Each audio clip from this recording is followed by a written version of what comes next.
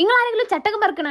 എന്നാ അങ്ങനെ ഒരു ദിവസത്തിലേക്ക് എല്ലാവർക്കും നേരെ പോയി മീനുള്ള തീറ്റകളുടെ മാവ് ഉണ്ടാക്കി മാതാശ്രീയോട് വൈകുന്നേരത്തേക്കുള്ള മീനും കൊണ്ടുവരാന്ന് പറഞ്ഞ് അങ്ങോട്ട് ഇറങ്ങി. ഇതാണ് എന്റെ 5 പേര് എടുക്കുന്ന സംഘം. അതുകൊണ്ട് ദിവളാണ് തലവൻ. ആദ്യം തന്നെ ഞണ്ട് കുടിയാൽ ഞങ്ങൾ അങ്ങ് ചാർജ്. പിന്നെ ഞണ്ട് ഫ്രൈ നൈസ്പത്തൊരു ഉറപ്പിച്ചു. പിന്നെ ഓരോരുത്തരായിട്ട് ഒരു മത്സരം തന്നെ. മറിയ എന്റെ ദാനം ചെയ്ത് 2 പൊറാട്ടക്കുള്ള മാവോൾ തീർത്തു. പക്ഷെ എന്നെ ഞെട്ടിച്ചപ്പോഴത്തെ ഷിട്ടുവിന്റെ പെർഫോമൻസ് ചെയ്യുന്നു. ഓളമ കാണാനായിട്ട് എന്തോ ഒന്ന് കുടുങ്ങിയിരിക്കുന്നു.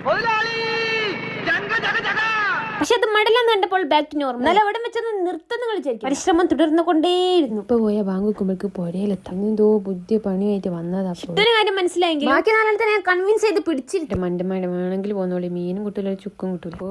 അവൾക്ക് കാര്യം മനസ്സിലായെങ്കിൽ പിടിച്ചിരുത്താണ്ട് വേറെ നിവൃത്തിയില്ല. വേറെ ആരൊക്കെ തോറ്റ് പഠിക്കലും മറിയമ്മലാണ് എന്റെ ആകെ ഒരു പ്രതീക്ഷ. മറിയ നിന്നു കിടന്നു ശ്രമം നടത്തിയിട്ട് ഒടുവിൽ ഞങ്ങൾ തോറ്റ് പിന്മാറേണ്ടി വന്നു. അവസാനം കിട്ടിയ ഞണ്ടിനെ കൊണ്ടുപോയി വളർത്തി വലുതാക്കി വിൽക്കാൻ വിചാരിച്ചു. ഇപ്പൊ കിലോ ഒരു 10 രൂപ വില ഉണ്ടോ? നിങ്ങൾ എന്തേലും പറഞ്ഞു മനസ്സിലാക്കും. എന്റെ വരുമ്പോൾ കാത്തിരിക്കുന്ന ഒരു പാവം പൊട്ടിപ്പണ്ണിന്റെ വീട്ടിൽ അതിനോട് എന്ത് ഇങ്ങനെ കണ്ടാ പൊക്കും.